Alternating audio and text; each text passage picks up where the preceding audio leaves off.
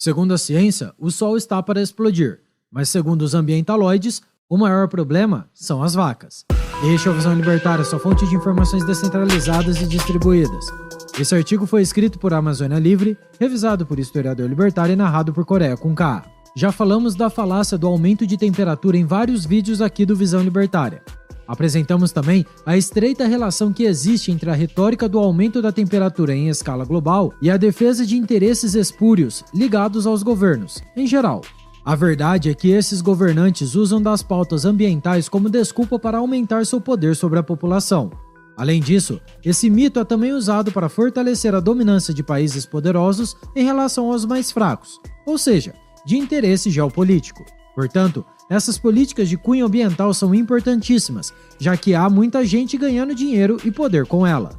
Além disso, é a desculpa perfeita para políticos, porque sendo um fenômeno inexistente, gera um problema insolúvel, daqueles que o Estado mais gosta de adotar para si. Dessa forma, o governo passa a deter o monopólio de atuação sobre uma coisa que nunca acabará, consolidando cada vez mais seu poder sobre a população, usando de propaganda, regulamentações e impostos. É a mesma lógica da guerra contra as drogas, ou da educação, ou da saúde. Enfim, a mídia centralizada e os cientistas de plantão atuam como propagandistas dessas falácias, ambos comprados por governos mundo afora. O maior exemplo disso é o próprio IPCC, que é o painel intergovernamental sobre mudanças no clima, bancado pela ONU, ou seja, financiado pelos países e, em última instância, por você que paga impostos. Ali se juntaram pseudocientistas, mas que na verdade atuam como burocratas vinculados ao sistema. Sua principal missão é captar dinheiro dessas fontes e utilizar os recursos para promover estudos enviesados que obviamente venham a reforçar a retórica governamental, e assim faz afluir mais dinheiro aos bandidos de jaleco. Então, minha gente, esse pessoal não engana mais ninguém. O rei está nu e agora vemos como sempre foram as coisas nos bastidores do poder. A informação barata e descentralizada nos permitiu fechar essa conta e concluir que são interesses escusos que movem essas engrenagens. Nunca ninguém do IPCC, ou da ONU, ou de qualquer governo que seja, de qualquer parte do mundo, se preocupou com qualquer tema verdadeiramente ambiental. Seja com algum animal, com o clima, com as calotas polares, com a temperatura dos oceanos, rios e lagos, florestas ou qualquer coisa que tenha dito. Sempre só se tratou de retórica. Esse pessoal são os sofistas da modernidade e vivem da arte de enganar a nós, que somos os geradores de riqueza da sociedade, e assim nos extorquir. Eles fazem os inocentes desavisados se sentirem melhor pela tênue possibilidade de lutar pela natureza. Muita gente na sociedade atual, tendo perdido o sentido de propósito na vida e a capacidade de pensar por conta própria, aceita de forma conformista o que o governo lhes oferece. E a luta pela natureza tem forte apelo emocional. Ao ver um urso polar, quem não se encanta com sua majestade e independência? Ao ver uma baleia, quem não se admira com seu gigantismo e elegância? Quando escuta que o mundo vai acabar, quem não dará seu sangue para lutar contra a catástrofe iminente? Acontece que tudo isso é fruto de propaganda. Nada disso é real, meus caros. Então, essa neuroambiental se tornou a nova religião do Estado. Na verdade, o que assistimos é o politeísmo associado ao Estado moderno. Uma infinidade de deuses é adorada no altar dos parlamentos e retratada como texto sagrado em regulações estatais. Para garantir o paraíso na Terra, qualquer sacrifício é aceitável, inclusive oferecer sacrifícios de tortura e mortes em prol de aplacar a ira de deuses cientificistas.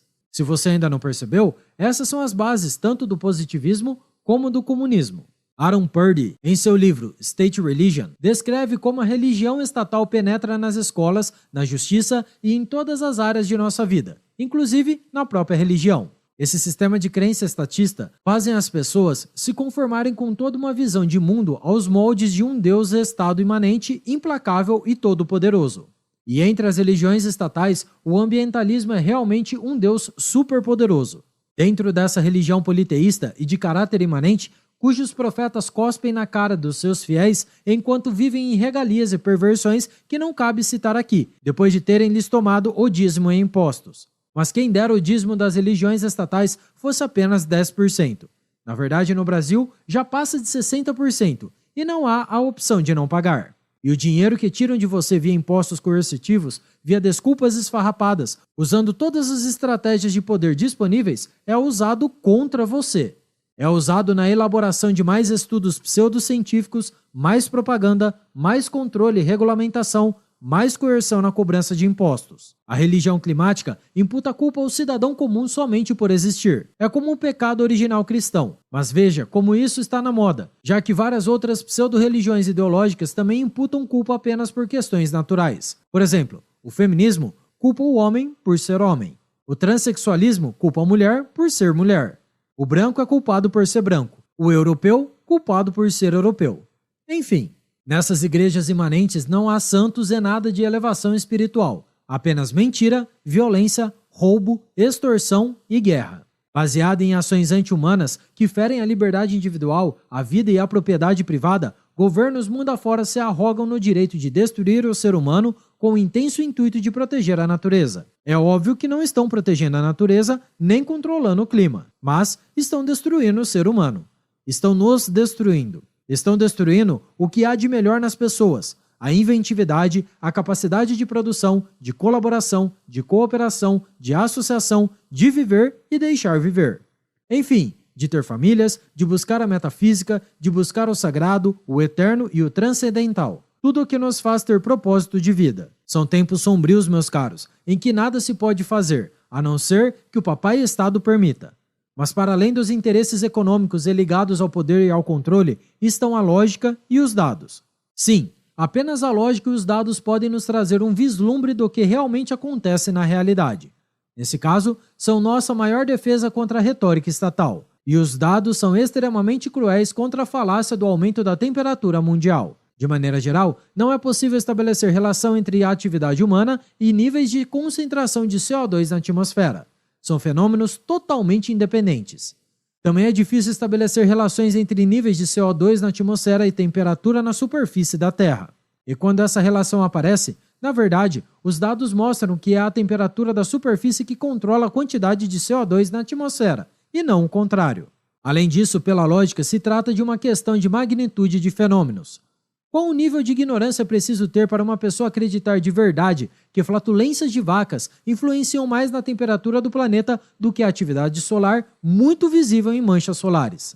Recentemente, no início de julho deste ano, surgiu uma mancha solar com o tamanho de mais de 20 planetas Terra. Essa mancha solar emitiu tanta radiação na forma de erupções, gerando megapulsos de radiação eletromagnética que chegou a atrapalhar transmissões de rádio em vários locais do mundo. Esse fenômeno, inclusive, poderia ter provocado outros impactos não percebidos, como danos em redes elétricas e em sistemas eletrônicos, especialmente de navegação para embarcações e aeronaves.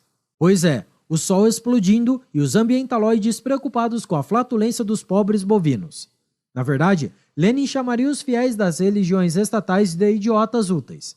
São as pessoas que não ganham nada com isso, mas que defendem a retórica estatal com unhas e dentes apenas porque foram doutrinados e não têm a capacidade de interpretar a realidade de forma correta. Mas voltando aos dados, de maneira geral, a atividade solar se comporta de maneira cíclica, emitindo maior ou menor radiação conforme mudanças na atividade em períodos de cerca de 11 anos. Ao final de 2019, começou um novo ciclo de atividade solar, sendo um ciclo de aumento de radiação. Portanto, o que estamos vendo será o período de aquecimento da Terra, que provavelmente durará até cerca de 2030.